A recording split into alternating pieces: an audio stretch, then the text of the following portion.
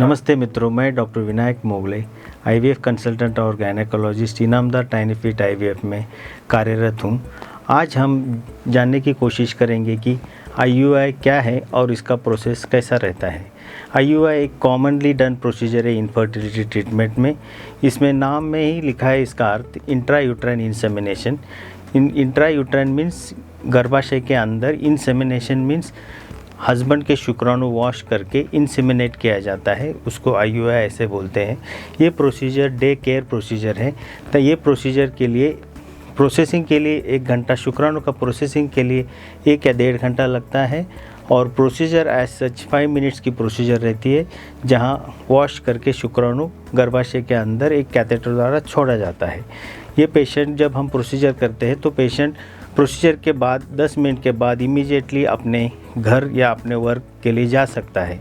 ये procedure start होता है जब महिलाओं को पीरियड से सेकेंड डे से ये प्रोसीजर स्टार्ट होता है, जब हम सोनोग्राफी करके देखते हैं कि उनके थैली में या अंडाशय में कितने अंडे हैं। और हमारा एम रहता है कि उनको ओवुलेशन इंडक्शन का ट्रीटमेंट चालू करना।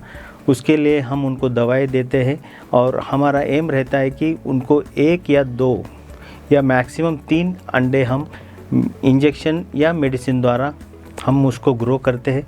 और ये जब एग्स मैच्योर होता है डे 10 या डे 12 को, तब हम उनको HCG करके एक इंजेक्शन रहता है, वो इंजेक्शन दे के उसके 36 आवर्स के बाद पेशेंट्स को सेंटर में बुला के हस्बैंड का सीमेन लेके उसको वॉश करके एक कैथेटर, एक पतली सी कैथेटर रहती है, उसका डायमीटर अराउंड 1 mm का रहता है। वो कैथेटर द्वारा मोटाइल स्पर्म्स, जो कुछ मैक्सिमम मोटाइल स्पर्म्स हम ले सकते हैं, वो मोटाइल स्पर्म्स लेके वो कैथेटर द्वारा गर्भाशय के अंदर छोड़ा जाता है। ये प्रोसीजर टोटली पेनलेस है।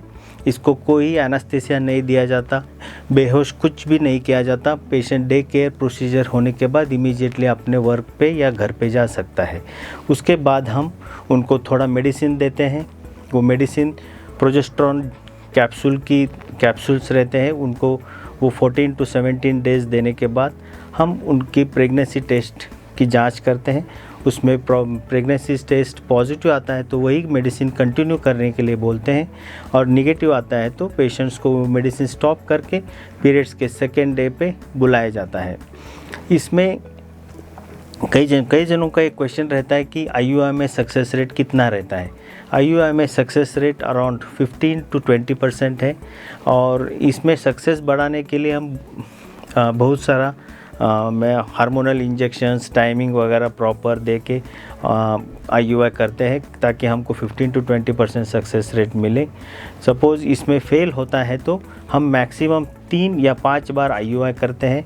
उसके बाद भी आईयूआई फेल होता है तो हम उनको आईवीएफ के लिए सजेस्ट करते हैं। बट आईयूआई करने से पहले हमको पेशेंट सिलेक्शन बहुत इम्पॉर्टेंट है। इनको पेशेंट सिलेक्शन मीन्स उनके गर्भनली का दोनों अच्छी होनी चाहिए। दूसरा है कि उनका हस्बैंड में minimum count around 5 to 20 million का काउंट होना चाहिए। उसमें हम उनको आईयूआई सजेस्ट करते हैं। और minimum short period of infertility जब रहता है तब हम उनको आईयूआई सजेस्ट करते हैं।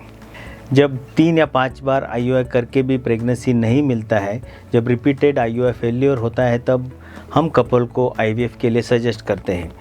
क्योंकि क्या ऐसा पाया गया है कि स्टडी में कि 3 या 5 बार करके भी जब आईयूआई प्रेगनेंसी नहीं होती है तब उसके चांसेस अगले साइकिल में बहुत ही कम रहता है। तो it is better to go for IVF. आपको आईयूआई के बारे में कुछ जानकारी चाहिए, कुछ डाउट्स है तो please comment in the comment box. Thank you.